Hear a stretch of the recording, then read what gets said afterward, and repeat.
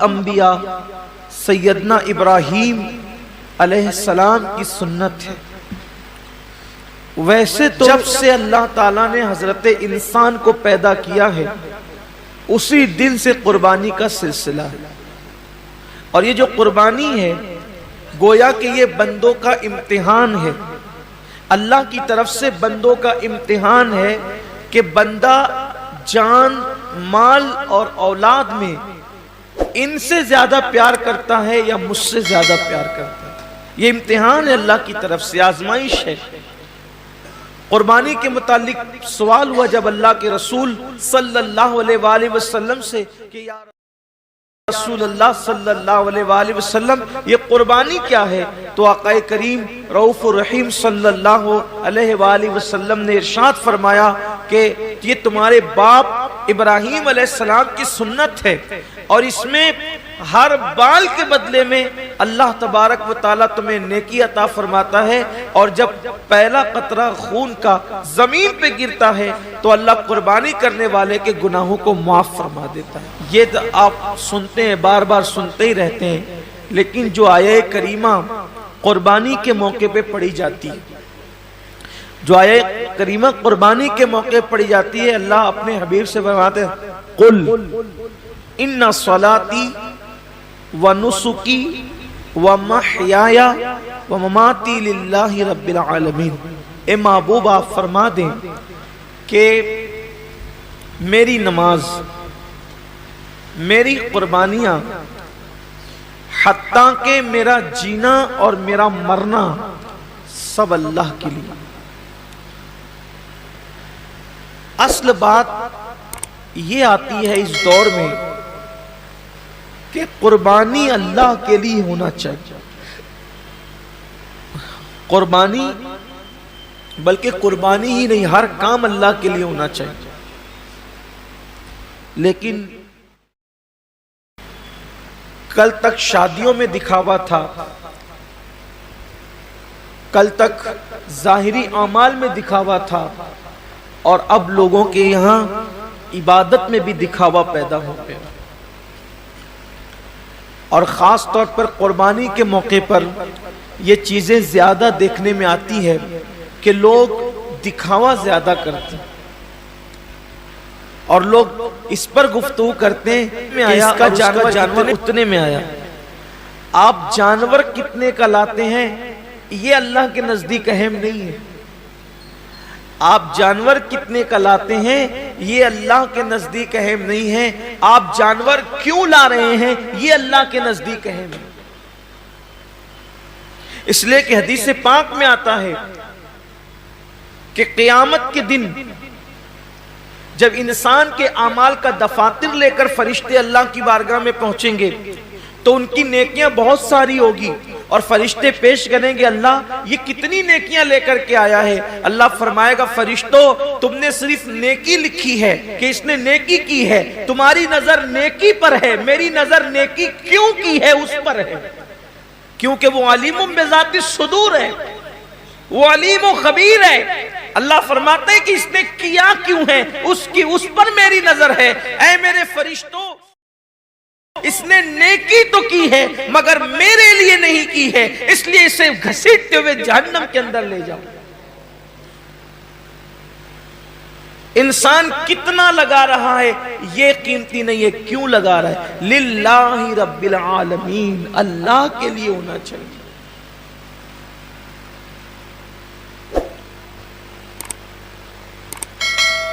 ایک مقام پر قرآن کہتا ہے کہ اللہ کے بارگاہ میں تمہارا خون اور گوشت نہیں پہنچتا قربانی کا۔ سورہ حج میں اللہ کا ارشاد ہے کہ تمہارا گوشت اور خون اللہ تک نہیں پہنچتا، اللہ تک تو تمہاری دلوں کی نیتیں پہنچتی، تمہارے دلوں کا تقوی پہنچتا ہے۔ میرے پیارے آقا صلی اللہ علیہ وسلم کے پیارے دیوانوں، آج کل قربانی الا ماشاءاللہ اس لیے بھی لوگ کرتے ہیں کہ گوشت کھانے ملے گا، گوشت تو ملنا ہی ملنا ہے، گوشت نے جانا کہاں ہے؟ گوشت جائے گا کہاں؟ گوشت تو کھانے، لیکن نیت تو اچھی کرو۔ ہمارے بزرگوں نے فرمایا کہ اعمال سیکھنے سے پہلے اعمال کی نیت سیکھا کرو، اس لیے کہ مومن کی نیت اس کے عمل سے افضل ہے۔ نیت المؤمن خیر من عملہ، مومن کی نیت اس کے عمل سے افضل ہے۔ آپ نے کبھی سوچا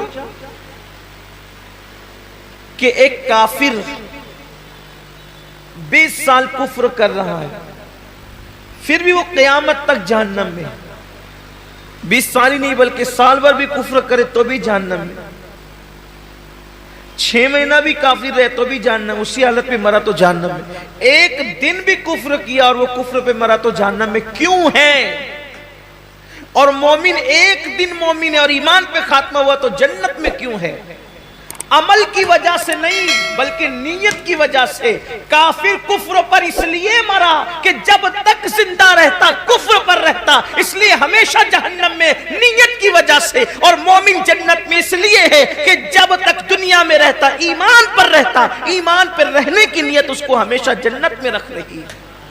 یہ انسان کی نیت کی اہمیت ہے، یہ انسان کی نیت کی اہمیت ہے کہ رہا تو ایک دن ایمان پر مگر نیت بھی ہمیشہ ایمان پر رہے گا، اس لیے ہمیشہ کی ایمان پر رہنے کی نیت اس کو ہمیشہ جنت میں رکھے گی، اور اس کو ہمیشہ کفر پر رہنے کی نیت اس کو ہمیشہ جہنم کے اندر رکھے گی۔ پتہ چلا کہ نیتوں پر اجر ملتا ہے، تو آج مومنوں کو، مسلمانوں کو نیت درست کرنے کی۔ جانور خریدو تو کتنا گوشت نکلے گا یہ دیکھ کر مت خریدو، بلکہ یہ اللہ کے نزدیک قبول ہوگا یا نہیں قبول ہوگا یہ دیکھ کر کے خریدو۔ آج گوشت ہی سب کچھ ہو گیا، اس لیے قربانی کی جو برکتیں ملنی چاہیے وہ برکتیں نصیب نہیں ہو رہی ہیں۔ آج میں تھوڑا سا اس پر گفتگو کرنا چاہتا ہوں، نیت پر۔ نیت کا بڑا عمل دخل ہے، جیسی نیت ہوگی، آپ نے سنا ہوگا جیسی نیت ہوگی ویسی برکت ہو۔ اور صرف قربانی ہی نہیں بلکہ سیکھ لیجئے کہ جو بھی عمل کرو اس میں نیت اچھی رکھو، اللہ کے لیے کرو، اللہ کو راضی کرنے کے لیے، کوئی اور نیت نہ ہو، خدا کی رضا ہو، رضا الہی کے لیے۔ حدیث پاک میں آتا ہے کہ بنی اسرائیل میں ایک شخص تھا، وہ راستے سے جا رہا تھا، اس نے راستے سے جاتے ہوئے ایک ٹیلا دیکھا، تو لوگ شاید محتاج تھے اس دور کے یا اس علاقے کے، اس نے سوچا کہ کاش اگر میرے پاس ٹیلے جتنا سونا ہوتا تو میں محتاجوں میں تقسیم کر دیتا۔ یعنی اس نے دل میں نیت کی، بس اللہ نے اس دور کے نبی پہ وحی فرمائی، اس سے کہہ دو کہ یہ ٹیلا سونا خیرات کرنے کا ثواب پا چکا، یہ ٹیلا سونا خیرات کرنے کا ثواب پا چکا۔ کیوں؟ اس نے نیت کی ہے۔ اور اگر بندہ سوچے کہ اگر میرے جیب میں پیسے ہوتے تو میں شراب پیتا، اور واقعی اگر ہوتے تو وہ پی لیتا، نیت کی اس نے، تو شراب پیے بغیر اب اس کو شراب پینے کا گناہ لکھ دیا جائے، اس لیے کہ وہ تو ہے ہی اس عمل کے کرنے کا مکمل طور پر اس نے عازم ہے، وہ اس نے عزم کیا ہے، لیکن چونکہ اس کی مجبوری ہے کہ اس کے پاس پیسے نہیں ہیں، اس کے پاس اسباب نہیں ہیں، یعنی کسی عورت کو دیکھے اور چند لوگ وہاں پر موجود اور انسان دل میں سوچے کہ اگر یہ مجمع نہ ہوتا، یہ بھیڑ نہیں ہوتی، یہ رکاوٹ نہیں ہوتی تو میں اس کے ساتھ بدکاری کرتا، فرمایا گیا اس کا شمار زانیوں میں ہوگا، اس لیے کہ اس نے مکمل عزم کیا ہے، اگر وہ رکاوٹ نہ ہو تو وہ کر گزرتا۔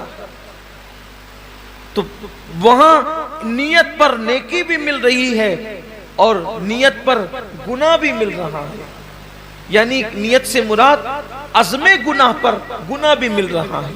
میرے آقا صلی اللہ علیہ وسلم کے دیوانوں تو اللہ کے لیے